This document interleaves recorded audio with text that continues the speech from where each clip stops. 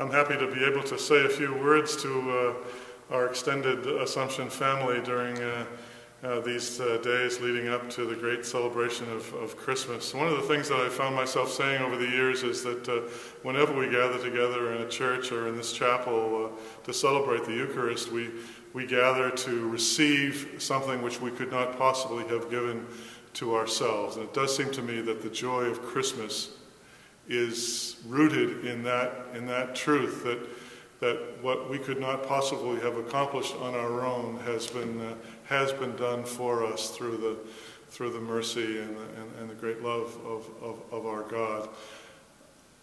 One of the ways I like to think about Christmas is in terms of overcoming distance, and I think we all, in the course of our lives, perhaps at particular stretches in our lives, have had the experience of distance.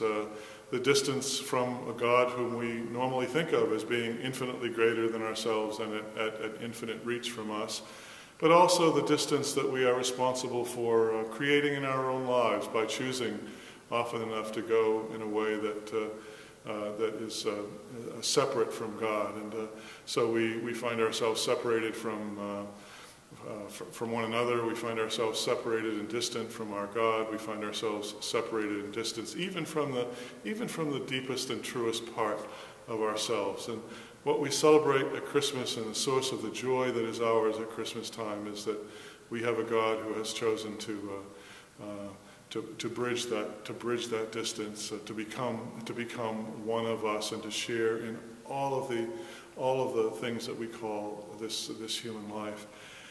Some have said over the years that maybe it would have been better if God had remained at a distance from us, that it would be easier for us to believe in a God who was infinitely removed from us. I think what we need to pray for in this season, that we might have the eyes to see, the spiritual vision which enables us to see in this humble child the very presence and the most wonderful expression of God's love for us. So let's ask for that grace of being able to see God in the most humble circumstances of our lives. God bless you.